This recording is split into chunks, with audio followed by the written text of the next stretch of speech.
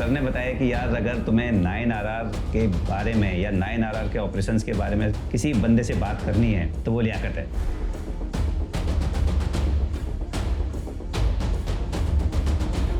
तो शाम होने के बाद में जैसे रात भर फायरिंग चलती रही कि इधर उधर मूवमेंट ना करे, इसलिए उनको इंगेज रखा। आधा घंटे में मिलिटेंट मारे।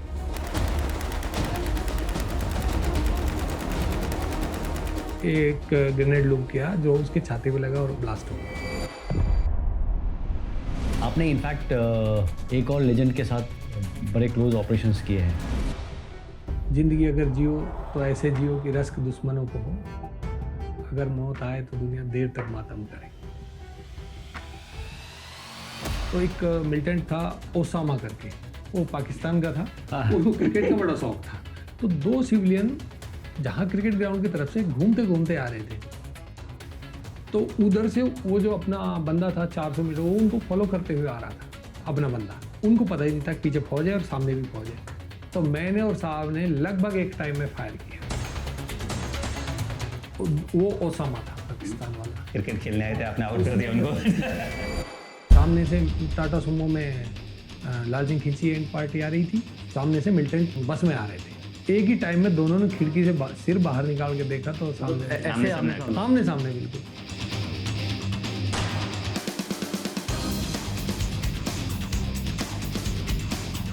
गांव था मोहम्मदपुरा भटपुरा, दो हिस्सों में बटा हुआ था। काफ़ी बड़ा गांव था, उसका कभी कॉर्डन नहीं हुआ। ऐसा कोई तरीका है कि हम जंगल से जाते हुए और उस गांव को चुपचाप घेर लें, दो हिस्सों में डिवाइड कर लें पहले ही गांव। छत, जो स्कूल की जो छत थी उसके बीच में दो मिलिटेंट घुसे हुए। आप खिड़की तोड़ दोगे तो हम इसको थ्रू कर देंगे वहाँ से। अच्छा, अंदर फेंक देंगे। हाँ, और जैसे ही गिरेगी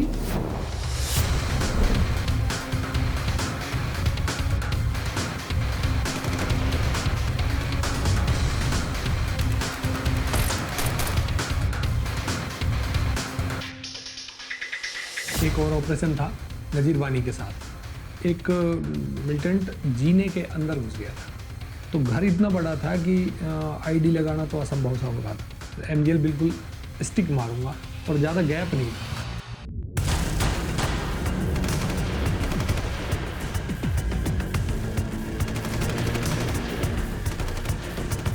3-4 मीटर का ही गैप होगा उसको, खिड़की जहाँ से वो दिख रही थी कि जिसमें हम राउंड मार सके। फर्स्ट राउंड हिट हुआ उसके बिल्कुल सामने, और जैसे दीवार में टकरा के उसके ब्लास्ट हुआ वो, तो उसके चिथड़े उड़ गए थे सिर के।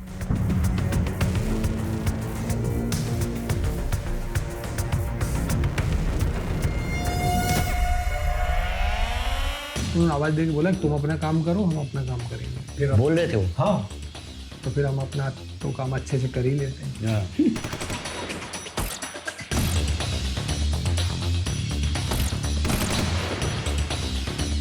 चिन्हित हो गए दोनों मिलिटेंट इस कमरे में, रसोई के बराबर वाले कमरे में। एमजीएल के राउंड फायर किए सारी खिड़की।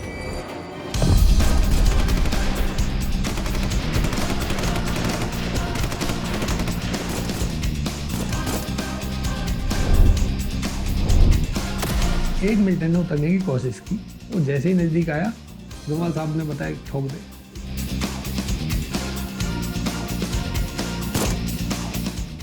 Head shoot.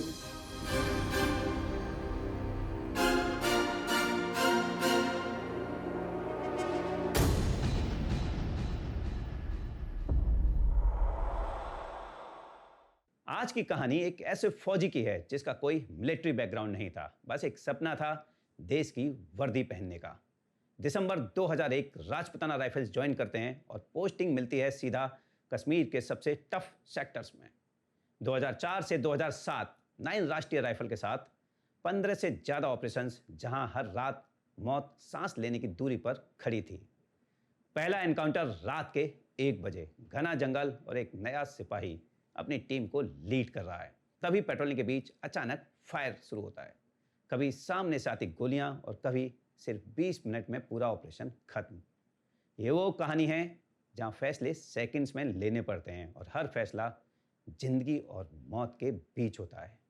ब्रेवरी और लीडरशिप के लिए इनको मिलता है सेना मेडल, लेकिन असली पहचान क्या है?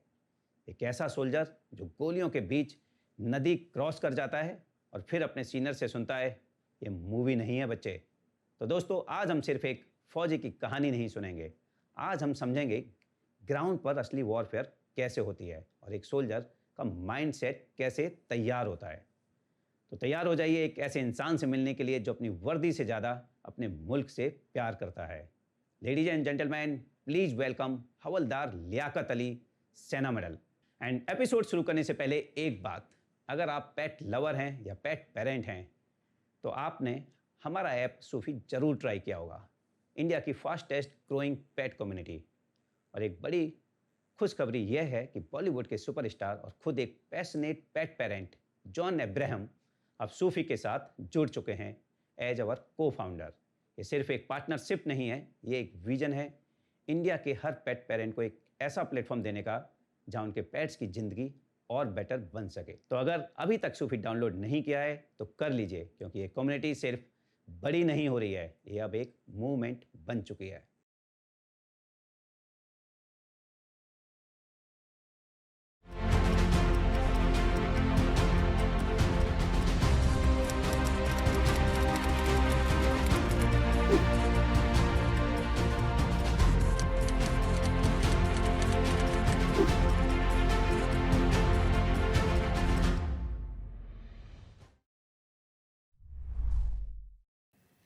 जय हिंद लियाकत जी। जय हिंद सर। सबसे पहले तो मैं आपका स्वागत करूंगा मॉन्क्स एंड वॉरियर्स पर। और महाजन सर का जब हमने पॉडकास्ट रिकॉर्ड किया था तो उसके बाद में भी सर से काफ़ी देर बात हुई और सर ने बताया कि यार अगर तुम्हें 9RR के बारे में या 9RR के ऑपरेशंस के बारे में किसी बंदे से बात करनी है, और जो मेरे समय सबसे ज़्यादा ऑपरेशनली एक्टिव बंदा था तो वो लियाकत है। तो उन्होंने बोला कि आप उसको बुलाना और उसके जितना एक्सपीरियंस है। तो मैंने पूछा कि अच्छा सर। फिर मुझे पता लगा कि आपने लाल सिंह खिच्ची साहब के साथ में भी सर्व किया है हुआ है, जो मेरे बड़े क्लोज रहे हैं हमेशा, बहुत खास है, मेरी यूनिट से ही थे मेरी। तो मैंने साहब को काफ़ी नज़दीकी से देखा है साहब को जी सर। और उसके बाद आपने नजीर वानी के साथ में भी बहुत ऑपरेट किया है जी। तो इसीलिए मैंने आपको जल्दी से जल्दी बुलाने की कोशिश करी। इनफैक्ट अभी तो मैंने बहुत शॉर्ट नोटिस दिया था आपको यहाँ बुलाने के लिए। तो थैंक्स फॉर कमिंग। इन सब चीज़ों के बारे में आपसे डिटेल में बात करेंगे एंड थैंक यू कि आप अपना समय निकाल के यहाँ आ पाए। ठीक, पहले तो मैं आपका धन्यवाद करना चाहूँगा कि आपने मुझे यहाँ पर बोलने का मौका दिया और मेरा कुछ एक्सपीरियंस जो है मैं आपको मेरे बारे में कुछ बताऊँगा, जो मैंने किया है ग्राउंड पे जो चीज़ें की हैं वो उसको आपको साझा करूँगा। लियाकत जी, इनफैक्ट आप जैसे लोगों के लिए तो हमने ये चैनल खोला है क्योंकि आप लोगों की स्टोरीज़ हमें सबको सुनानी है। जी। और हमें बहुत खुशी है। Thank you so much once again. तो शुरू करते हैं लियाकत जी वहाँ से कि आप मेवात के एरिया से हैं और वहाँ से तो फ़ौज में बहुत कम लोगों का आना जाना होता है, कम लोग ज्वाइन करते हैं। तो आप कैसे आ गए? दूसरा, आप अकेले बैठे थे अपने घर में। जी, मेरा जो मतलब हमारी जो पढ़ाई हुई थी सभी यार दोस्तों के साथ में हुई थी, तो उनका सबका जज्बा फौज में जाने का था और नया एक दौर बदल रहा था सन 2000 के बाद में कि लोग फौज की तरफ हमारा रुख हो रहा था। तो उसमें मेरे यार दोस्त जब भर्ती देखने जाते थे तो मुझे बोलते चलो भर्ती देखेंगे। तो मैंने बोला कि मैं ठीक है, मैं चलता हूँ। और पिताजी से पूछा, पिताजी जो बिजली बोर्ड में सर्विस करते थे, तो उन्होंने बोला उस टाइम मेरा पिताजी का कहना था कि किसी के 5 बच्चे हों, एक बच्चा कुछ होता है तब भी इतना ही दर्द होता है, एक किसी के सिंगल हो और देश के लिए वो भी कुछ हो तो बहुत बड़ी बात है। तो इसलिए फौज माना हुआ। दुख तो उतना ही होगा। बिल्कुल। लेकिन बहुत हिम्मती थे, मैं कहूँगा कि उसके बाद में भी उन्होंने आपको अलाउ किया और आपने फ़ौज ज्वाइन भी करी और फ़ौज में इतना कुछ करके अचीव भी किया। तो सबसे पहले तो जहाँ से महाजन सर ने बताया था कि 9RR से, तो हम शुरुआत वहाँ से करेंगे बिकॉज आप पहले 6 राजरिफ में गए थे ट्रेनिंग के बाद। 6 राजरिफ से आप 22 राजरिफ में भी आपने सर्व किया जहाँ से आप पेंशन गए।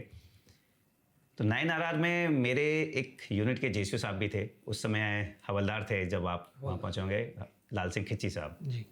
और उनके बारे में 9RR में बहुत सारी कहानियाँ हैं, बहुत सारे किस्से हैं, उन लोग बाग बताते हैं। आपकी उनसे मुलाकात कब हुई और मतलब आपने जब उनको देखा तो कैसा लगा कि मतलब किस तरह के थे वो?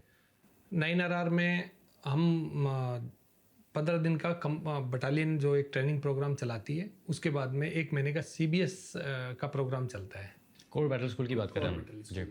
उसके बीच में हमको CBS जाने का मौका नहीं मिला और सीधा एक ऑपरेशन हुआ था खुलगांव में, जो फॉक्सट्रॉट कंपनी ऑपरेशन को लीड कर रही थी और चारों तरफ से पहाड़ थे, तो मिलिटेंट उतर के और धान के खेतों में आ गए। तकरीबन 5-7 एकड़ में धान थे और पानी भरा हुआ था।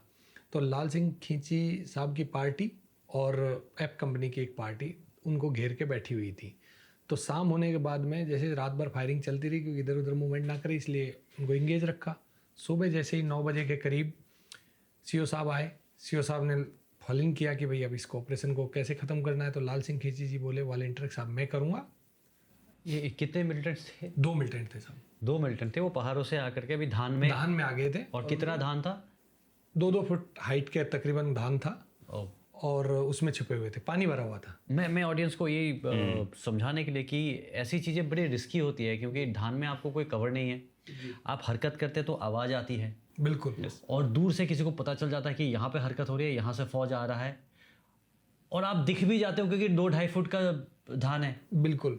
हाँ, शुगर केन वगैरह में तो शायद आप छुप जाओ, पता ना चले उसको भी शिश लेने उस के टाइम लिए। सब ड्रोन वगैरह तो होते नहीं थे जी।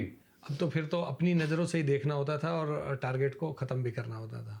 तो उस टाइम वो मतलब वॉलंटियर के लिए बोला कि भाई कौन करेगा। तो लाल सिंह खींची जी ने हाथ खड़ा किया, हवलदार लाल सिंह खींची जो अब शहीद हो गए हैं। तो उन्होंने बोला कि मैं करूँगा। एक बंदा और था उनके साथ, उनसे मैं वाकिफ नहीं, क्योंकि मैं नया था। उन्होंने आधा घंटे में मिलिटेंट मारे और धान में जाके और एलएमजी से फायर किया एक तरफ से इंगेज, और एक ग्रेनेड लूप किया जो उसके छाती पे लगा और ब्लास्ट हो गया। दोनों वहीं पे ख़त्म कर दिए। वो पहले से सब कॉर्डन में थे। घातक वन की जब पार्टी आई थी तो वो कॉर्डन कर रखा था ऑलरेडी, लेकिन मोटा मोटा आइडिया था कि इस एरिया में है, तकरीबन 50-60 मीटर का जो रेडियस बनता है, गोला बनता है, उस हिसाब से उनको कॉर्डन करके रखा था टीम ने। ओके। तो जब सीओ साहब आए कि रात भर तो उनको कॉर्डन करके रखा, सिंगल शॉट फायरिंग चलती रही, क्योंकि उनके पास भी ज़्यादा राउंड नहीं थे और उनके पास एक के पास SLR थी। SLR जो उन मिलिटेंटों के पास SLR थी, तो उसकी आवाज़ कुछ अलग तरीके की आती है। और पाकिस्तानी फायर में, मिलिटेंट के फायर में और अपने फायर में फ़र्क होता है। उनकी आवाज़, उनके क्या है कि वो फ्लैश हैंडल नहीं रखते थे राइफल के ऊपर, तो उनकी आवाज़ में और अपनी आवाज़ में काफ़ी डिफरेंस होता था। तो आइडिया लग जाता था कि ये फायर मिलिटेंट का है और ये अपना है, अपना बंदों का है। तो उस टाइम जब उनको घेर के रखा था तो एरिया लगभग पता था। तो जब जैसे उन्होंने 1-2 फायर किए तो मूवमेंट करते थे तो धान हिलता था और पानी में आवाज़ भी होती थी। तो लाल सिंह खींची साहब को जो आइडिया था उसी हिसाब से उन्होंने उसी दिशा में उनको इंगेज रखा। 2 बंदे गए थे, एक ने उनको सिंगल शॉट फायर से इंगेज रखा और LMG पहले फर्स्ट में लाल सिंह खींची जी ने LMG से फायर किया, जिससे वो रुक गए, और दूसरे बंदे ने जैसे ही टर्न चेंज होके दूसरे ने इंगेज किया, ग्रेनेड लूप कर दिया लाल सिंह खींची जी ने।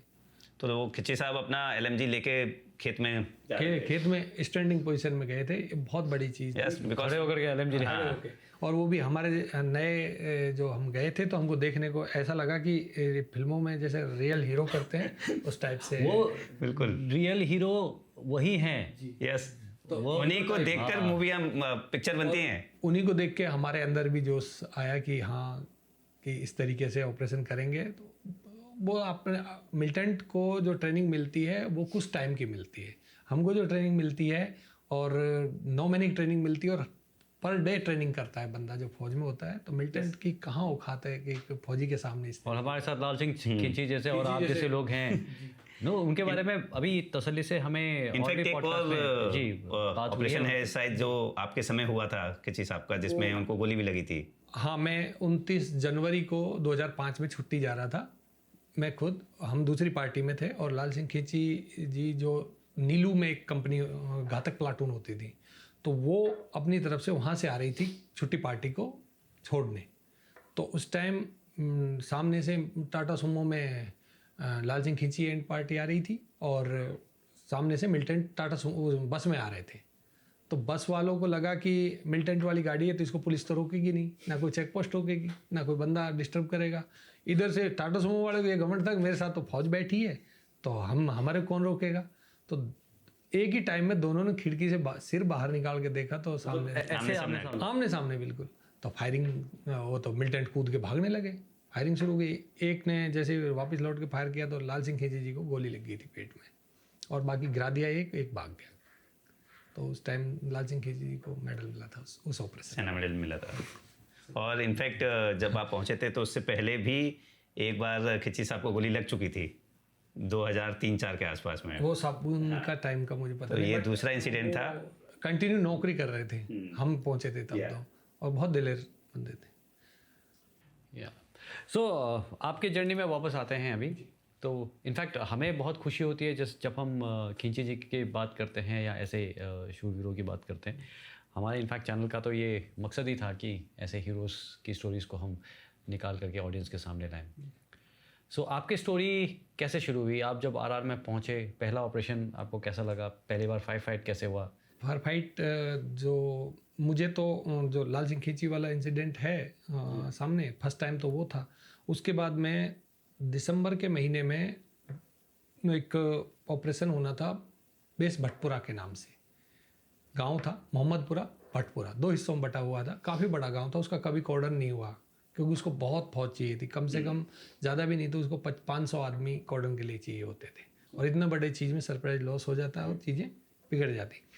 तो एक हिस्से को सीओ साहब को कोई इनपुट थी, तो रात में तकरीबन 12-1 बजे के लगभग कॉर्डन के लिए कंपनी फालिन हुआ और पूछा करती कि भाई यहाँ से पैदल जाना है व्हीकल से, तो सब क्योंकि उनके खबरी रहते हैं और वो सूचना हो ही जाएगी। कुत्ते वगैरह आवाज़ करने लग जाते हैं तो सरप्राइज लॉस हो जाता है और मिलिटेंट भाग जाते हैं।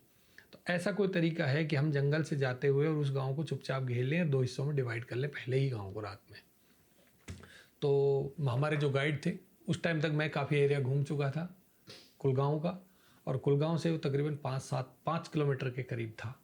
तो मुझसे कंपनी फालिन हुई तो किसी ने बोला, मुझे कोई स्पेशल नहीं था मैं, तो मुझे मौका मिला उसमें। फालन में पूछा गया कि भाई कौन लेके जाएगा, तो जो मेन गाइड था वो बीमार हो गया था, हवलदार किशन। मेन स्काउट की बात कर रहे हैं आप, जो सबसे आगे लीड करता है। गाइड बोलते थे हमारे उसमें। तो कंपनी कमांडर साहब ने पूछा कि कौन है जो, वो चार्ली कंपनी और ब्रेव कंपनी दोनों ने मिल के ऑपरेशन किया था क्योंकि नफरी पूरी करने के लिए। उसके बाद में काफ़ी दिन हो गए थे मिलिटेंट मिले हुए। वो चलो अगस्त से और दिसंबर तक मिलिटेंट नहीं मिले थे। इतना टाइम लग गया था। और वो 23 नवंबर की बात है, ये जो भटपुरा वाला जो ऑपरेशन है 23 नवंबर 2004 की बात है। तो उसके बीच में हमने बहुत ट्रेनिंग की है गाइड के लिए। मुझे मैप रखता था दिमाग में मैं कि आज यहाँ से इस गांव के लिए कितने रास्ते जाते हैं, तो उसको मैं कागज़ पे नोट भी कर लेता था कि इस गांव से अगर हम रोड बाई रोड जाएंगे, क्योंकि गाइड मतलब स्काउट की आप तैयारी कर रहे थे। स्काउट्स में देखने वाली चीज़ें ये हैं कि सब 2 रास्ते होते हैं, एक मेन रोड का, एक जंगल से। अगर जंगल से जाना हो तो किस किस एरिया से हम जाएंगे, तो बीच में तार वगैरह होते थे, सबको दिमाग में रखना पड़ता था कि भाई स्काउट अगर ले जाएगा रात में तो कोई डिस्टर्ब भी ना हो, क्योंकि गन, पानी का नाला कितना है, क्योंकि सर्दी की जो रात है उसमें एक बार आदमी बंदा भीग जाता है तो सुबह तक जम जाता है वो, तो उससे भी बचाते हुए लेके जाना है नाइट में। तो उसकी ट्रेनिंग भी दिमाग में रहती है और ट्रेनिंग कर भी रहे थे, क्योंकि अगस्त से लेके और दिसंबर तक कंपनी में और ऑपरेशन हुए थे बटालियन में, बट कंपनी का ये सक्सेस नहीं हुआ था। तो उसके बाद में हमने गाइड की ट्रेनिंग की और वो मौका बेस भटपुरा वाले ऑपरेशन में मुझे मिला। तो 2 गाइड होते हैं, 2 स्काउट्स होते हैं, जो नंबर 1 नंबर 2, हाँ, कि जो रात में एरिया को अच्छे से देख रहे। तो मेरे साथ में था राइफलमैन किशन पाल सिंह, जो 21 राजरीफ के हैं और सेना मेडल, बाद में उनको सेना मेडल मिला था। तो वो और मैं थे, तो उनको उस दिन तबीयत ज़्यादा ख़राब थी, तो वो गाइड स्काउट का काम मुझे करना था। तो मेजर HS वैदवान ने कंपनी जैसे ही फालन की तो बताया कि कौन लेके जाएगा, तो मैंने बोला साहब मैं लेके जाऊँगा, स्काउट का काम मैं करता हूँ। 5 किलोमीटर हम गए थे रात में, 12:30 बजे मूव किया था हमने, और 2:30-3 बजे के करीब बिल्कुल सरप्राइज को मेंटेन रखते हुए और गांव को कॉर्डन कर लिया। तो तकरीबन 2 बजे के आसपास दिन में जो एरिया सर्चिंग करती हुई जो पार्टी थी वो स्कूल पे आ गई। मतलब एक साइड से आप लोग सर्च करते करते करते आ रहे थे, स्कूल पे पहुंच गए। तो मेरा जो स्टॉप था वो स्कूल के जस्ट पास में था। तो वहाँ से जैसे एंट्री के लिए 2 बंदे गए थे, तो छत, जो स्कूल की जो छत थी उसके बीच में 2 मिलिटेंट छुपे हुए थे। मतलब छत और अच्छा, उसके बीच में जो गैप बनता हाइड आउट बना रखा था उसमें। जो सबसे छोटा जो एरिया जो हाइड आउट के तरीके से जो होता है, वो सबसे जो छोटा एरिया था उसमें मिलिटेंट घुसे हुए थे। और इन्होंने पहले सिविलियन भेजे, वो देख के आगे नहीं, कुछ नहीं मिला। हाँ, मेजर बेदवान साहब थोड़े एक्टिव भी थे और बहुत ज़्यादा सकिया टाइप के जो होते हैं, यार दोबारा देखो। तो मिलिटेंट सिविलियन गए और सिविलियनों ने मिलिटेंट को देखा, लेकिन उन्होंने बताया नहीं। अच्छा। तो एक राइफलमैन मग्गा सिंह करके होता था, फोर राजरीफ का, तो वो साहब का बडी था और बेदवान साहब का। तो उसने बोला मैं देखता हूँ साहब। वो ऊपर चढ़ा, उसने मिलिटेंट को देख लिया, लेकिन बोला कि कुछ नहीं है साहब, खाली है यहाँ। इस तरीके ऊपर चढ़ा मतलब बिल्डिंग के ऊपर चढ़ा? मतलब जो लास्ट में जो छत होती है उसके जो मकान का वी शेप में बनावट होती है, तो वी शेप का जो सबसे आखिरी कोना होता है उसमें दोनों मिलिटेंट छुपे हुए थे, बैठे हुए थे कोने में घुस के। अंधेरा था तो लाइट वाइट भी नहीं जलाई उन्होंने, उसको आभास हो गया था कि यहाँ पे कुछ है, क्योंकि जो सिविलियन था वो डर रहा था ऊपर जाने के लिए। नहीं, अपना जो मग्गा, राइफलमैन मग्गा सिंह था, हाँ, मग्गा क्या उसी बिल्डिंग में चढ़ के ऊपर? उसी बिल्डिंग में चढ़ गया।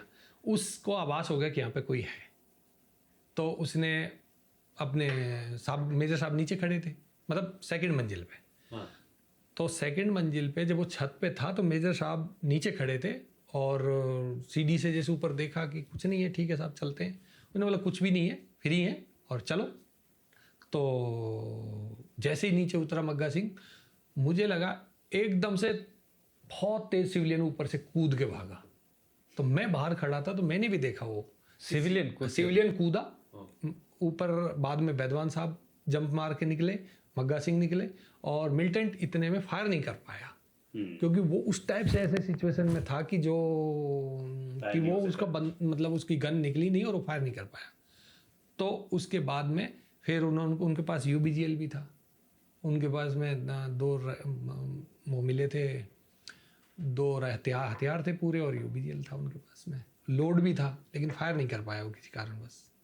अपनी ट्रेनिंग अच्छी थी, अपने बंदे मजबूत थे, वो बाहर आए। बाहर आने के बाद चारों तरफ से फिर फायर खोला। एक तो ऊपर जब जिस एरिया में वो था तो वहाँ पे फायर सटीक फायर लगा, क्योंकि चारों तरफ से कॉर्डन तो था ही। तो एक गुप्ता साहब, मेजर सुभाष गुप्ता और थे ऑपरेशन में, तो उन वाली पार्टियों ने उसको सीधे वहाँ से एक तो वहीं पे अड़ा दिया। जैसे ही फायरिंग लगी, गोली लग गई तो गिर गया वहीं पे। उसके बाद दूसरा नीचे आ गया था। दूसरा नीचे आया तो एक बाथरूम की तरफ घुसा था, पता लग गया कि बाथरूम में घुस गया है, छोटा ही था, उसमें एक छोटी आईडी लगा के वो गिरा दिया उसको, वो वहाँ मार दिया। तो वहाँ पे 2 मिलिटेंट मिले थे। तो उसमें मुझे CO साहब ने, वो जब कोई अच्छा काम करता था तो इंटरव्यू में एक तो बैरे पहनते थे, बता रहे थे बैरे के। तो CO साहब जो बंदा वो हो जाता था उसको बाल कलेवा पहनने को मिलता था, जो अच्छा काम। महाजन साहब बता रहे थे। महाजन साहब वो बाल कलेवा पहले से चला आ रहा था साहब। तो बाल कलेवा जो पहनने को मिलता था तो अलग से दिखता था। ये बंदा जैसे पर डे इंटरव्यू होते थे तो कहीं से छुट्टी आ रहा है, जा रहा है, तो कई बार तो उसको बाल कलेवा देख के SM साहब बोलते थे तेरा इंटरव्यू हो गया, तू जा। अच्छा, मतलब जो ऑपरेशनली अच्छा है। हाँ, उसको लगता था ना कि भाई अब ये कहाँ ड्रेस वेस लगा तो घूमेगा, ठंड पड़ रही है, कहाँ ठीक है तू जा, कटिंग वटिंग भी करानी पड़ेगी। तो बाल वाल बड़े होते ही थे, या तो छुट्टी से जाता है तब भी बाल बड़े होते थे, और वापस जाता है तब भी बाल। तो थोड़ा सा बालों का शौक तो था ही। तो बोलते थे कि जाओ तुम्हारा हो गया इंटरव्यू। एक ये हुआ। दूसरी चीज़ साहब हमारे साथ ये हुआ कि महाजन साहब के टाइम में मैं पहला बंदा था 9RR में जिसने, क्या पूरे विक्टर फोर्स में ही, कि CBS नहीं किया मैंने पूरे। अच्छा, आपका PIT रह गई? किया ही नहीं। वो बाद में आदेश भी आए तो मुझे कंपनी से महाजन साहब के पास भेज दिया हेडक्वार्टर में, जाओ इंटरव्यू कराओ। कंपनी कमांडर साहब चेंज हुए थे कुछ दिन के लिए, तो लिस्ट आई कि कौन कौन जाएगा। तो मेजर राजकुमार साहब थे गार्ड्स के, उन्होंने बोला नहीं रूल है भाई, जाना पड़ेगा। भाई साहब हमने बहुत ऑपरेशन लड़ लिए, कुछ भी नहीं है। फिर महाजन साहब के इंटरव्यू, तू कैसे, मुझे बोला तू कैसे आया भाई साहब उधर जाने के लिए बोला है। नहीं वापस जा, शाम को ही ऑपरेशन हो गया। उसके जैसे उन्होंने बोला तू जा वापस, शाम को ही उसी दिन ऑपरेशन हो गया शाम को। क्या ऑपरेशन हुआ? वो 3 मिलिटेंट मारे थे। एक मिरामा गांव था, उसमें पुलिस की इनपुट थी, और हम पहुंचे थे, ब्रेव कंपनी की जब पार्टी पहुंची थी, मेजर कैप्टन JS कपूर थे हमारे साथ उस टाइम। क्योंकि मैं बोल रहा था कंपनी कमांडर साहब चेंज हो रखे थे, तो मैं उनके अलावा फिर वो राजकुमार साहब चले गए, उसी दिन आउट हो गए, राजकुमार साहब कहीं गए थे, तो मेजर JS कपूर थे, तो उन्होंने कॉर्डन के लिए साहब हमको ले गए। एक पार्टी 8 आदमी थे हम, तो वहाँ पे महाजन साहब हमको मिले और बहुत फायरिंग चल रही थी। तो अब प्रॉब्लम ये थी कि जो घर की जो दूरी थी उसमें आईडी लगाने के लिए ऐसी कोई जगह नहीं थी, कोई बंदा ओपन से जाके आईडी लगा दे। तो एक घर बहुत नज़दीक था, फेंक सकते नहीं, तो कई प्रॉब्लम आ रखी थी। तो उधर से SP साहब बोले जितनी जल्दी हो सके इसको ख़त्म करो ऑपरेशन को। SP स्वयं प्रकाश पानी करके IPS साहब थे। तो महाजन साहब ने बोला ऊपर, हमारी पार्टी गई तो मुझे बोला कुछ हो सकता है, तो मैं साहब आईडी तो लग जाएगी। तो साहब ने बोला कैसे?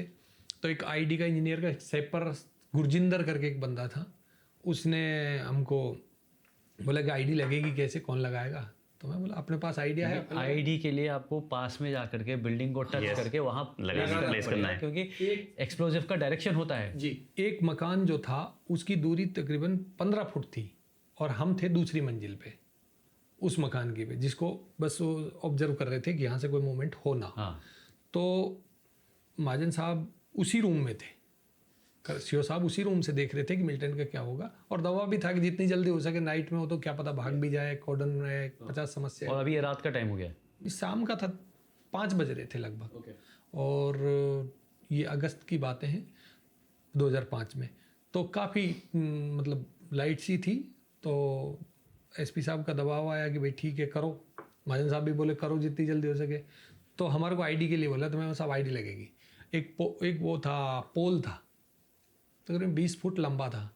अब वो क्या है कि पोल तो था लेकिन वो उठाने में दिक्कत आ रही थी। आईडी तो हमने बांध दी उसके पास लेकिन उसको उठाया नहीं जा रहा था हमसे, क्योंकि वो बहुत ज़्यादा मसल चाहिए उसके लिए। मैं बोला साहब दूसरी मंजिल चलते हैं, वहाँ से इसको ऐसे डायरेक्शन में MGL से तुम खिड़की तोड़वा दो, आपकी क्यूआरटी के पास MGL है, आप खिड़की तोड़ दोगे तो हम इसको थ्रू कर देंगे वहाँ से। अच्छा, अंदर फेंक देंगे। हाँ, और जैसे ही गिरेगी सब बाहर निकल जाओ, हम भाग के आ जाएंगे। तो इतने बाहर वायर, लंबा वायर ले जाके वहाँ से ब्लास्ट करेंगे इसको।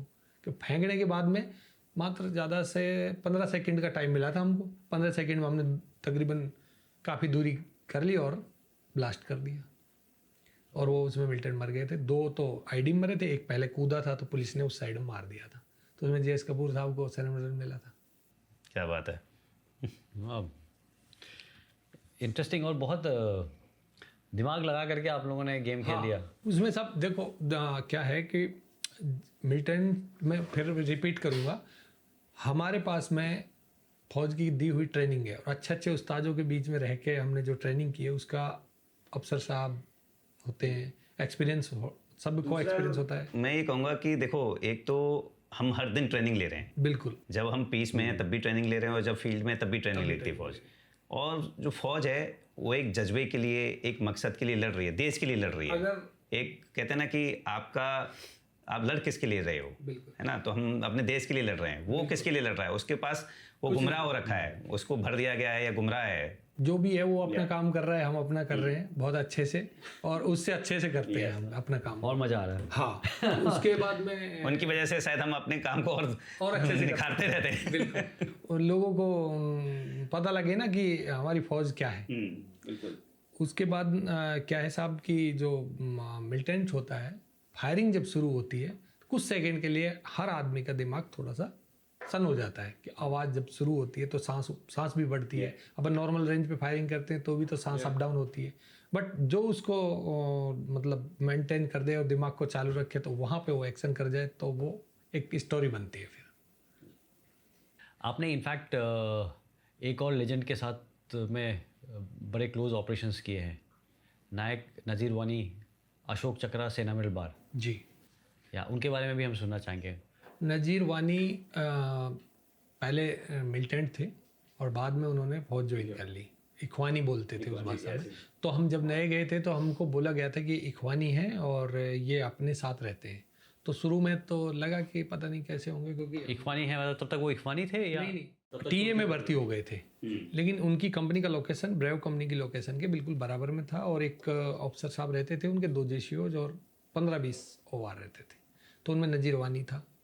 एक मौलाना करके होता था, तो नजीर वानी पे ही जाते हैं अपन। नजीर वानी 5-10 दिन में इतना घुल मिल गया था कि हमको ऐसा लगता है कि नजीर वानी के बिना टीम अधूरी है। तो हम कंपनी कमांडर साहब की जो क्यूआरटी टाइप में होती थी उसको क्लोज बोलते थे, कंपनी कमांडर क्लोज। तो उसमें नजीर वानी हमारे साथ रहते थे और इतनी अच्छी गहरी दोस्ती हो गई थी। वो कैंप के तकरीबन 8-9 किलोमीटर दूर एक असमुजी गांव से रहने वाले थे, असमुजी गांव के थे। और उनके लिए एक बात कहूँ मैं कि एक शेर है कि भाई ज़िंदगी अगर जियो तो ऐसे जियो कि रस्क दुश्मनों को हो, अगर मौत आए तो दुनिया देर तक मातम करे। वो नजीर वानी के लिए फिट बैठती है लाइन, क्योंकि उनके जैसा अगर आदमी दिलेरी में देखा जाए तो नजीर वानी से बेस्ट कोई नहीं है मेरी लाइफ में, जो मैंने जिनके साथ, हालांकि एक से एक बड़े वीरों के साथ नौकरी करने का मौका मिला, बट नजीर वानी बेस्ट। तो कोई ऑपरेशन जिसमें आपके साथ उन्होंने पार्टिसिपेट किया हो? हाँ, एक ऑपरेशन महा करके था जिसमें हमारी टीम थी टोटल। पहले क्या था कि हमारी टीम थोड़ी बड़ी होती थी, तो मेजर साहब जमवाल साहब ने बोला कि यार हम डिस्कस किया क्या कर सकते हैं। तो काफ़ी दिन मिलिटेंट मिले हुए हो गए थे, तो सोचा कि जंगलों में थोड़ा घूम लिया जाए। तो एक मिलिटेंट था ओसामा करके, वो पाकिस्तान का था, उसको क्रिकेट का बड़ा शौक था। तो हम सोगुंड एक गांव पड़ता है जो कुलगांव से 15-20 किलोमीटर दूर था, तो हम वहाँ से एक बार जंगल से पैदल चलते हैं, भाई ठीक है पैदल जंगलों से चलेंगे। वो हमने एक क्रिकेट ग्राउंड देखा था, तो वहाँ पे एक क्रिकेट ग्राउंड बना हुआ था। तो जमवाल साहब बोले यार ये क्रिकेट का बड़ा शौकीन है, क्रिकेट हम भी बहुत खेलते हैं, कैंप में खेलते थे हम, तो देखते हैं किसी दिन इधर आते हैं घूमते फिरते। तो अकस्मात 13 अप्रैल को ये दिन आया और हम निकल लिए 8 आदमी। तो 2-2 करके मैं और जमवाल साहब, नजीर वानी और एक राधा कृष्णन करके था, 1-2 बंदे और थे, तो 8 बंदे टोटल। उसमें किशन पाल सिंह भी था, एक मोहम्मद नज़र था। तो वो मतलब 4 पार्टियों में डिवाइड हो गए 2-2, और तकरीबन 1.5 किलोमीटर 2 एरिया में घूमने शुरू कर दिया। बाद में हमने एक किया था कि महा गाँव के पास हमको मिलना है, वहाँ चाय वाय पियेंगे, उसके बाद में। आप लोग क्या सिविल ड्रेस वगैरह में थे? नहीं, यूनिफॉर्म में? यूनिफॉर्म नॉर्मल जो सिविल टाइप में ही लगती है वो भी। ओके, बट 2-2 आदमी करके? 2-2 आदमी घूम रहे थे ऐसे ही। और दोनों के 2 पार्टी के बीच में कितना? तकरीबन 400 मीटर के आसपास। हम 1.5-2 किलोमीटर में फैले हुए थे कि भाई हमारे ठीक ठाक था, बिकॉज वहाँ पे ऐसा नहीं है कि वो बिल्कुल ओपन एरिया तक दिखाई दे रहे हैं, है ना? तरा होता है ना, वो छोटे छोटे सरसों टाइप का होता है, सरसों बड़ी होती है तो तरा बहुत छोटा होता है, तो फूल खिल रहे थे पीले पीले। तो एक नदी जाती थी और नदी के पास में क्रिकेट का टाइप का ग्राउंड था, तो उसी के सिदाई बांधते हुए हम कैंप से चल दिए। तो वहाँ से तकरीबन हर गांव को अवॉइड करते हुए हम जंगलों से घूमते घूमते वहाँ तक पहुँच लिए। पहुँचने के बाद में हमने थोड़ा बीच बीच में होल्ड ले लिया, तो सेट पे बोलते कि तुम रुक जाओ थोड़ा। तो 3 सेट मौजूद थे टीम में, बीच वाली टीम से हमारा कॉन्टैक्ट था और साइड वाली से दूसरी का कॉन्टैक्ट था, तो हम तकरीबन कॉन्टैक्ट में ही थे सारे। तो 2 सिविलियन जहाँ क्रिकेट ग्राउंड की तरफ से घूमते घूमते आ रहे थे फेरन लगा के, और दूर से दिख भी रहे थे। हमारे ऐसा कोई डाउट नहीं था कि क्या होंगे, बट रोको टोको वाली कहानी तो फौज में होती है। तो माजन जमवाल साहब सिगरेट पी रहे थे, बैठ के सिगरेट पीते हैं यार, रेस्ट करते थोड़ा। तो ठीक है साहब पी लो। तो मैं अकस्मात ऐसे ही खड़ा खड़ा, मैं थोड़ा सा जैसे मेड अप डाउन होती है, मेड की जो हाइट थी तकरीबन 3-3.5 फुट थी, तो वैसे कमर लगा के ऐसे लेटा हुआ था और साहब सिगरेट पी रहे थे बैठ के।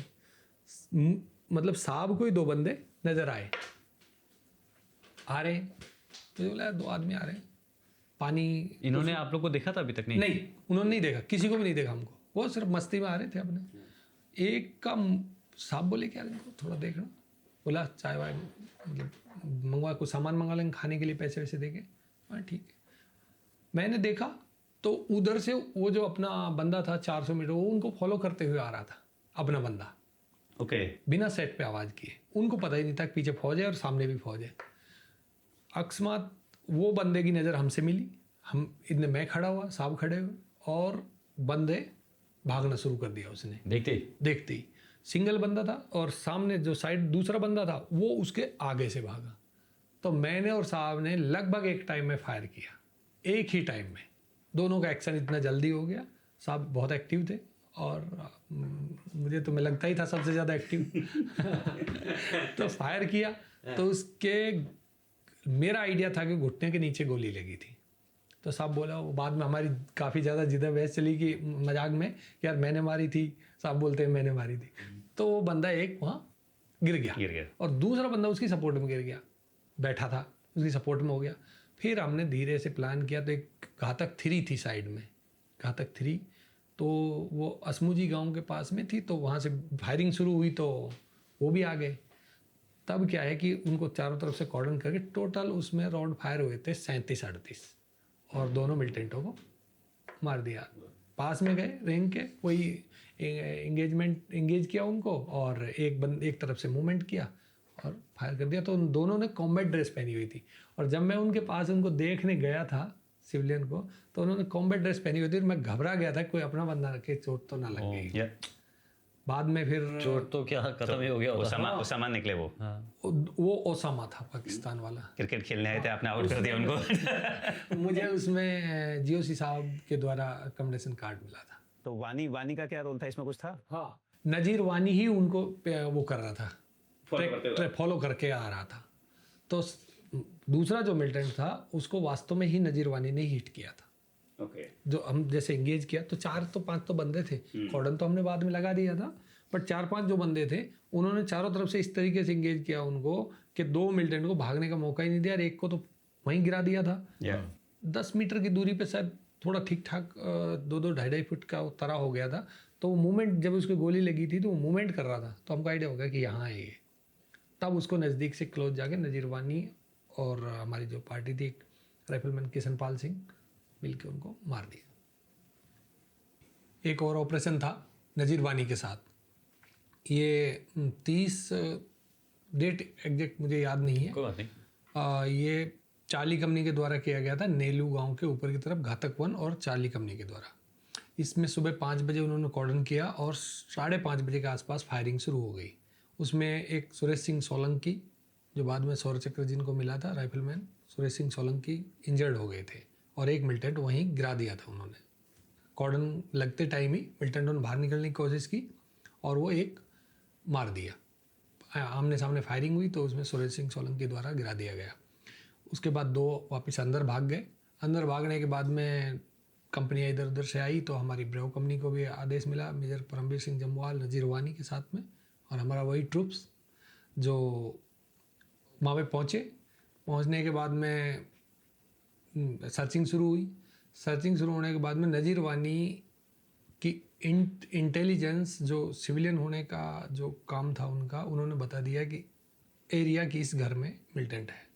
मतलब लोगों से बात करके, लेकिन उसको वो इंजर्ड है, मिलिटेंट इंजर्ड है। अभी कितने मिलिटेंट बचे थे? 2 मिलिटेंट बचे थे। तो ये वो इंजर्ड है और उसके लिए लोगों से उसने जैसे क्रैकडाउन वगैरह में बातचीत करते हैं तो उन्होंने लिया, सोर्स ने उनको आइडिया दे दिया कि यहाँ पे इस एरिया में है, घर कर दिया था, मतलब घर को पहचान लिया गया था और उस घर के सामने हमारे को लगभग इंडिकेट कर दिया था कि 3-4 घरों के अंदर है। तो एक मैं, नजीर वानी और शाब एक साइड में स्टॉप टाइप में, बाकी पार्टी सर्च कर रही थी। तो एक आलूओं की एक खेती टाइप में थी, वो ज़्यादा एरिया नहीं था, जैसे सपोज करो 10 बाई 15 के लगभग आलू बो रखे थे जो घर में, जो गार्डन किचन होता है, किचन गार्डन जो होता है उसका। तो उसमें आइडिया ऐसे ही लगा कि पहले क्या कि कुछ दिन पहले के एक्सपीरियंस आया था कि मतलब ऊपर से घास वास लगा रखी थी और नीचे हाइड आउट बना रखा था। तो उसको जल्दबाजी में उसको आलू की जो दोनों साइड से आलू थे, तो बीच में जो गैप होता है ना, आलू की जो खेती होती है तो उसमें दोनों साइड में बीच में गैप होता है। तो उस गैप की जो मिट्टी थी, उस मिट्टी को ढक दिया था, ऊपर से आलूओं के पेड़ लगा दिए थे। तो तकरीबन हमको सुबह से लेके और शाम को 4 बज गए थे। 4 बजे तक वो आलू के जो नए मुरझाए हुए टाइप में थे। तो वहाँ पे जैसे जो सिविलियन अंदर जाने में, सर्च करने में मदद करते हैं, वो उस साइड में नहीं जा रहे थे। तो जमवाल साहब ने बताया कि यार यहाँ पे कुछ हो सकता है, तुम देख लेना। वहाँ से आइडिया तो मिल ही गया था। तो एक बंदा, जैसे ही हम वहाँ आलू के पास पहुँचे तो वो बंदा अचानक खड़ा हुआ। तीनों साइड से मैंने कहाँ बंदा था ये? कहाँ से बंदा था? उस किचन गार्डन में। हाइट नहीं थी, वैसे ही मिट्टी से दबा रखा। अच्छा, मिट्टी से ऐसे ही दबा दिया था। उसके पेड़ लगा रखे थे जैसे छुपाने के लिए।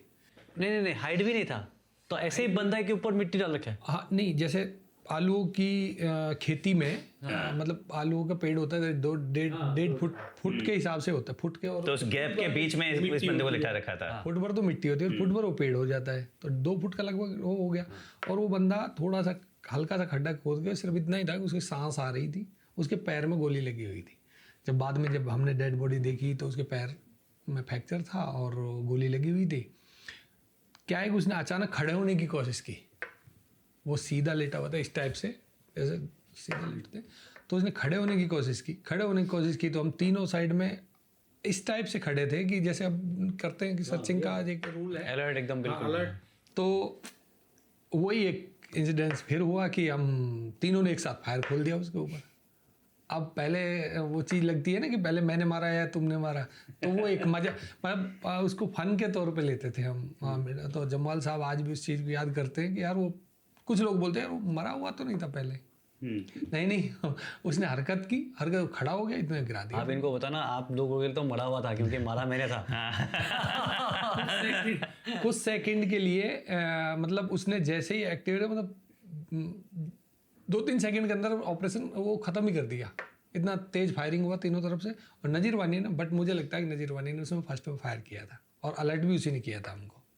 मुझे मतलब मेरा ध्यान उस टाइम में नहीं था, लेकिन नज़ीर वानी हमारा, क्योंकि ट्रूप्स का जब ज़्यादा टाइम एक दूसरे के साथ में गुजर जाता है तो वो आँखों में भी इशारा कर लेते हैं और आदमी को आइडिया लग जाता है। तो नज़ीर वानी का ये मतलब उन्हीं का ही तो सोर्स था और उन्होंने उसको वो किया। और एक बचा होगा, 2 मिलिटेंट थे ना? वो तीसरा मिलिटेंट तो वो मिला नहीं फिर, और लास्ट में वो शायद गांव क्रॉस कर चुका था कॉर्डन, क्योंकि छोटा ट्रूप्स था, कॉर्डन करने में टाइम लगा और वो 2 ही मिलिटेंट मिले थे उसमें। एक ऑपरेशन था जिसमें आपको GOC/NC कमेंडेशन कार्ड भी मिला था, हाँ, वो ऑपरेशन काफ़ी अच्छे रिजल्ट के लिए। वो ऑपरेशन था ऑपरेशन मझगांव, जो चार्ली कंपनी के एरिया में पड़ता था। और उसमें वही आप ब्रावो में थे? मैं ब्रावो कंपनी में था, लेकिन जैसे ही नज़दीक होने के बावजूद, जैसे नज़दीक जो कंपनियां होती हैं तो सबसे पहले जो एक्सपीरियंस कंपनी कमांडर होता है उसका ट्रूप्स भी एक्सपीरियंस माना जाता है, क्योंकि ब्रावो कंपनी के एरिया में ज़्यादा ऑपरेशंस होते थे तो उनको लीड करने के लिए वहाँ भेज दिया जाता था। तो इस ऑपरेशन में मेजर जमवाल साहब के साथ हम गए।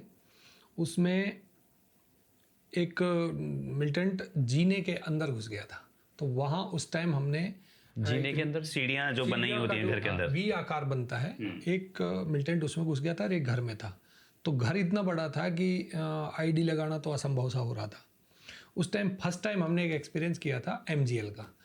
घर के पास जैसे हम फायर करते हैं तो MGL को मिनिमम 25 मीटर की दूरी चाहिए ब्लास्ट करने के लिए, राउंड को ब्लास्ट करने के लिए, और वो एक्टिव वो आम होने के लिए। हाँ, जब फायर करते हैं आप या जी, फायर करने के बाद में उसको दूरी जो जाएगी तो 25 मीटर चाहिए कम से भी कम। तो जब वो तकरीबन 12-13 मीटर की दूरी पे एक घर था जिसमें हमने बैठे हुए थे, तो हमको अगर बाहर जाके दूर जाके फायर करना पड़े तो ओपन में जाना पड़े, क्योंकि आसपास कोई घर नहीं थे और बहुत बड़ा मकान था। एक बंदा जीने में बैठ गया था और एक बंदा घर को पीछे से कवर किया हुआ था कि नाइट हो जाए, शाम हो जाए तो हम निकल ले रात में। पार्टी हालांकि कॉर्डन लगा रखा था सभी का। उसके बाद में हमने शुरू में एक नया, जब आदमी फंसता है तो जब काम करता है तो एक्सपीरियंस भी आता है, एक्सपीरियंस आता है तो नए प्रयोग करता है। हमने MGL का प्रयोग उस टाइम शुरू किया। सबसे पहले जैसे दूरी पे था तो एक बंदा उस मिलिटेंट को उसमें रोके रखा जो जमवाल साहब थे, और फायर तो जब आदेश पे मिल ही जाता है कि फायर यहाँ से करना है तो जिस आदमी को दिखता है वो फायर करे। तो जैसे वो हरकत करता तो लोग फायर कर रहे थे। मैंने वो COQRT में CO साहब उस टाइम ड्यूटी कर रहे थे, लेफ्टिनेंट कर्नल TS कैरू साहब 11th राजरिक के। तो मैंने उनको बोला कि साहब अगर आप कहें तो मैं MGL में चलाऊँ, मैं फायर करूँ। तो साहब ने बोला हाँ क्यों नहीं। तो मैं MGL का फायर लिया तो उसमें गैप बन रहा था तकरीबन 1 फुट के आसपास था। तो जमवाल साहब बोले यार मैंने तो कभी फायर किया नहीं, अगर तुम रिस्क है इसमें क्योंकि उसको इंगेज करना है, सामने से इंगेज करना है, तो मैं तेरे ऊपर रिस्क ले रहा हूँ, मेरे से बोले जमवाल साहब। नीम का इतना बड़ा पेड़ था, काफ़ी बड़ा। तो मैं कि साहब इसके आड़ में आप फायर कर दो, मैं MGL बिल्कुल स्टिक मारूंगा। और ज़्यादा गैप नहीं था, 3-4 मीटर का ही गैप होगा उस पेड़ के और वो खिड़की जहाँ से वो दिख रही थी कि जिसमें हम राउंड मार सके। तो साहब बोले यार तू देख लेना, तेरे ऊपर भरोसा करके मैं वहाँ जा रहा हूँ। तो मैं बोला साहब आप निश्चिंत रहिए। कि तेरे 3-4 मीटर के चक्कर में मैं तो मैं 20 मीटर दूर, तकरीबन 30 मीटर दूर वहाँ से गया, तो उसमें MGL और साहब आगे खड़े हैं। साहब आगे थे बिल्कुल, लेकिन उनको विश्वास था मेरे ऊपर और फायर किया तो वो काफ़ी विश्वास होगा। हाँ, काफ़ी ज़्यादा विश्वास था। क्योंकि मैं आपको बताता हूँ, क्योंकि ये एक एरिया वेपन है। एरिया वेपन है, एरिया वेपन है ये। नहीं, अब सब जब साथ में सर्व किया है तो इतना तो एक्सपीरियंस था कि साहब को कि ये तो कर ही लेगा, इतना तो जिगरा चाहिए उसके लिए भी। साहब मतलब मैं जिगरा साहब में तो बहुत था। तो उस टाइम मैंने 20 मीटर दूर, तो फर्स्ट राउंड हिट हुआ उसके बिल्कुल सामने, और जैसे दीवार में टकरा के उसके ब्लास्ट हुआ वो, तो उसके चिथड़े उड़ गए थे सिर के, वहीं पे एक्सपायर हो गया वो। उसके अलावा फिर दूसरा जो मिलिटेंट था, क्या हुआ कि एक छोटे मकान में शिफ्ट हो गया, कूद गया वो। कूदने के बाद में शाम मतलब तक अंधेरा सा शुरू हो गया था, तो CO साहब ने, कमांडर साहब थे ब्रिगेडियर HS सचदेवा, उन्होंने बोला कि डाउन कर दो, अगर हो जाए तो, क्योंकि कैजुअलिटी करेगा रात में तो कॉर्डन में प्रॉब्लम्स आएंगे। तो छोटा ही घर था, भैंसों का टाइप में होता है वो। क्या होता है कि उसमें हम जैसे पीछे की तरफ से जा रहे थे, क्योंकि जब सामने से किसी चीज़ को इंगेज कर लिया जाता है तो पीछे की तरफ भाग कूदने के ज़्यादा चांसेज होते हैं, और हम ठहरे खतरों के खिलाड़ी, तो हम पीछे की तरफ चल दिए। तो जम्वाल साहब बोले कि भाई अपन पीछे चलते हैं। सामने से LMG से उसको रोके, मतलब उसको मूवमेंट को रोकने के लिए लगातार फायरिंग की। ओके, लगातार फायरिंग की, तो जब ID लगाई तो मकान डाउन हो गया, और सामने को LMG का जो बंदा था वो फायर करता रहा। LMG था या AK थी, कंफर्म नहीं कह सकते। वो जैसे हम सामने क्रॉस हुए तो ब्लड प्रूफ जैकेट तो लग ही रहा था, तो जम्वाल साहब के यहाँ इस एरिया में गोली लगी। वो बोले यार कुछ हुआ है, जम्वाल साहब बोले। तो फिर बाद में देखा तो वो जो पाकिस्तानी पोच टाइप में होता है, वो पहले जब जो मिलिटेंट मारते थे, हमने जब वहाँ में मिलिटेंट मारे थे उनकी दोनों पोची हमने ली थी। तो वो पोची पहन के घूम रहे थे, तो उसमें एक रिंग होती है जो उसको कवर करती है, तो उसमें गोली लगी और BP में जाके गोली लगी, तब जाके वो कुछ भी नहीं हुआ, वैसे तो बिल्कुल सेफ थे, बट वो गोली लगी और मिलिटेंट तो मर ही गया बाद में। तो आपको जिस ऑपरेशन में सेना मेडल मिले था, वो ऑपरेशन सुनना चाहेंगे। ये 2006 अगस्त की बात है। 6 अगस्त में 11 बजे के आसपास हमको कंपनी कमांडर साहब को एक इनपुट आई कि ऐसे ऐसे 2 मिलिटेंट हैं और उस गांव में है। तो पहुंचे, हमने कॉर्डन किया। कॉर्डन करने के बाद में बहुत ज़्यादा हारे थके हुए थे क्योंकि लगातार ऑपरेशन चल रहे थे, बट जब नंबर आता है कि है कुछ तो और ज़्यादा जोश आ जाता है। उसके बाद हमने वहाँ पे उनको कॉर्डन किया। कॉर्डन करने के बाद में फिक्स हो गया कि इस घर में 2 मिलिटेंट है, क्योंकि पहचान हो जाती है कि वहाँ कोई सिविलियन नहीं होता, एक सूना सूना सा घर लगता है। तो अंदर से फायर हो गया, उन्होंने फायर हो गया तो सरेंडर के लिए जैसे जो तरतीब बनी है कि भाई सरेंडर के लिए जगह है, तो उन्होंने बोला लड़ाई लड़ेंगे। लड़ाई के लिए बोलते ही फिर बोल रहे थे वो। हाँ, उन्होंने आवाज़ दे के बोला तुम अपना काम करो, हम अपना काम करेंगे। तो फिर हम अपना तो काम अच्छे से कर ही लेते हैं। तो सामने से वही हमारा, क्योंकि मिलिटेंट जिस कमरे में है, लोगों का अपना अपना नज़रिया होता है, हमारा नज़रिया कुछ और था। मिलिटेंट चिन्हित हो गए, दोनों मिलिटेंट इस कमरे में, रसोई के बराबर वाले कमरे में। उस कमरे को छोड़ के बाकी सब पे MGL के राउंड फायर किए, सारी खिड़कियों पे। ये हमारा पर्सनल लॉ था, क्योंकि अगर उस पे करेंगे तो इधर उधर भागेंगे, दूसरे रूमों में करेंगे तो उसी जगह स्टेबल रहेंगे, जिससे या तो ID लगाने में आसानी होगी या फिर वो कोशिश करेंगे भागने की। और एक जगह पीछे की तरफ ऐसे खाली रखवाए थे। नहीं, बट आप ये बताओ, MGL से मर जाए तो आपका काम आसान हो गया ना फिर? नहीं सर, वो MGL से क्या है कि जब राउंड जो रूम होता है काफ़ी बड़ा, तो उसमें एग्जैक्ट ये तो पता नहीं होता कहाँ पे है, लेकिन सिर्फ एक आइडिया ही लगता है। कौन सा रूम? एक अपना एक्सपीरियंस के तौर पे एक आइडिया लगता है कि भाई इस कोने में हो सकते हैं। तो एक बार जब आइडिया लग जाए तो बाकी रूमों को डिस्टर्ब करने के लिए कि वो उधर ना जाएं, तो बाकी रूमों में फायरिंग करते थे हम सबसे पहले। फिर मकान के पीछे की ओर एक स्टॉप बैठाते थे दूर, जो दिखाई ना दे अगर वो खिड़की से देखें, और उस पर फायर नहीं करवाते थे, बाकी चारों तरफ से फायर करवाते थे कि वो खिड़की खोलें और नीचे उतरें तो मकान भी डैमेज ना करना पड़े। और उसको जगह देते थे। और जब चारों तरफ से फायरिंग करवाते थे तो उनको ऐसा लगता था कि पीछे बंदा लगा हुआ कोई नहीं है। वहाँ पे सामने से फायर करने के बाद में मैं और मेजर जम्वाल साहब पीछे की तरफ आ गए। एक मिलिटेंट ने उतरने की कोशिश की, वो जैसे ही नज़दीक आया हेड शूट, जमाल साहब ने बताया ठोक दे, इतने टाइम मिलते ही ठोक दिया। उसके बाद दूसरा बंदा रह गया तो वही शाम हो गई, अंधेरा का बड़ा मैटर था। तो उसमें पीछे की तरफ से वही एक खिड़की ऐसी थी जिसमें हमने छोड़ रखी थी, उसमें एक MGL का राउंड मारा और छोटी आईडी डाली, ब्लास्ट कर दिया उसको। तो वो वहाँ से दोनों मिलिटेंट इतनी जिसमें मिल गए, उसमें सेना मेडल मिला मुझे। उसमें भी आपसे बात करके लग रहा है इतना सिंपल था। Very nice. तो वो सब टीन के नीचे ना, जो टीन होती है ना, उनके नीचे जो फर्स्ट वाला जो बंदा था वो क्या था कि जो कूदा था ना, तो मकान से जब आईडी लगाने का हमारा मन बन रहा था या फायरिंग का, तो कूद गया डर की वजह से वो। और कूदते ही जैसे ही टीन पे आवाज़ हुई, हमको आईडी लग गया कि अब आ गया। बाकी फिर हम तभी सामने आए और शूट कर दिया। उस टाइम बहुत ज़्यादा राउंड फायर नहीं किए थे मेरे साथ तो अक्सर ये होता था कि मैं 2 मैगजीन लेके जाता था। दुनिया 3 लेके जाती थी, मैं 2 ही। मैं अकस्मात जिस दिन 2 लेके जाता था उस दिन पक्का ही कांटेक्ट होता था कहीं ना कहीं। एक वो बन गया था मेरा कि मैं 2 लेके जाऊंगा तो शायद हो सकता है मिल जाए कोई ना कोई। तो आदेश आ गया कि अब आप 2 ही लेके जाओगे। तो साहब तो डांटते थे कि भाई अब एमिनेशन तो पूरा होना चाहिए, बट मैं ये कहता था कि साहब जब एक राउंड फायर होने के बाद में पूरी बटालियन सचेत हो जाती है और आ जाती है, फोर्स आ जाती है, तो 2 मैगजीन तो बहुत होती है। अगर उसे अच्छे से फायर किया जाए। हाँ, तो 2 मैगजीन तो बहुत होती है। 2 मैगजीन से तो आदमी गिरा ही सकते।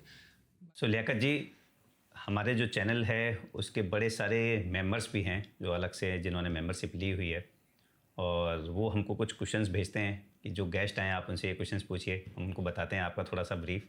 जरूर। और कुछ क्वेश्चंस आए हैं आपके लिए, जैसे एक प्रतिभा चोपड़ा मैम हैं जिन्होंने आपके लिए पूछा है कि आप एक वीर और खुददार सैनिक हैं, तो ये खुददारी और वीरता आपको देश प्रेम से मिली है या फिर आपको अपने बड़ी से मोहब्बत है इसीलिए?